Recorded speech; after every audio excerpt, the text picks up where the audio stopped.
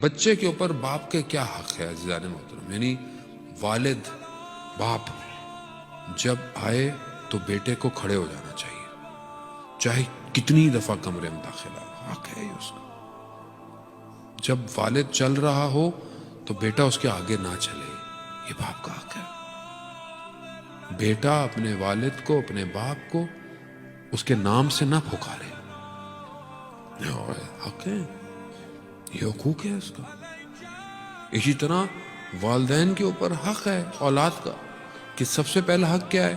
اس بچے کا نام اچھا رکھو، یہ حق ہے، اس کا اچھا نام رکھو، اس کو نان نفقہ دو، اس کو تربیت کرو، یہ حقوق ہے۔ میرا حق میری وائف کے اوپر کیا ہے؟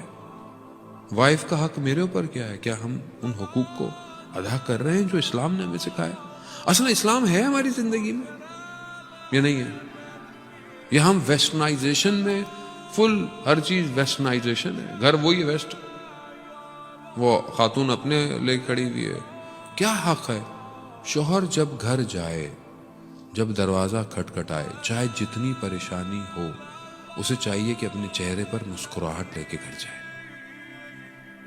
اور بیوی کے لیے کہ وہ گھر میں سارا دن جتنی ہی مشکل میں پریشانی ہو، بچوں نے تنگ کیا ہو، جو بھی ہے، لیکن جب شوہر آئے تو مسکرا کر اس کا استقبال کرے۔ کیوں؟ تاکہ اسے یہ پتا ہو کہ یہ ایک گھر ہے جہاں وہ سکون کے لیے جا سکتا ہے۔ خوب اگر گھر میں عذاب ہو، گھر میں ٹینشن ہو، گھر میں ہر وقت تلواریں چل رہی ہوں، تو وہ بولے گا باہر ہی گھومتے رہو، رات کو جائیں گے جب سب سو جائیں گے۔ ایسا گھر نہیں چاہیے اسلام کو۔ اسلام ایسا گھر چاہتا ہے، خوب اگر میاں بیوی میں اختلاف ہے، کوئی بات ہے، بچوں کے سامنے بیان نہیں کرنا چاہیے۔ خوب یہ حقوق ہیں، یہ فیملی، ہم کیسے ایک اسلامک فیملی بلڈ کریں۔